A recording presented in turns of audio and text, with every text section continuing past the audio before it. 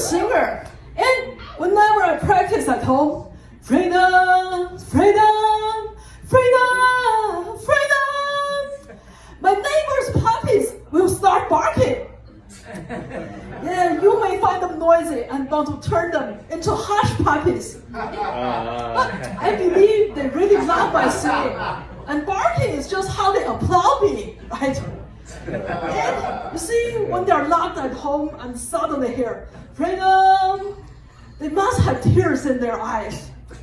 So probably one day, me and the puppies should form a singing group and we'll be like, whoa, whoa, whoa, whoa, whoa, whoa, called in the bedroom, miss. I'm pretty sure when the puppies grow up, they'll be very successful barkiologists.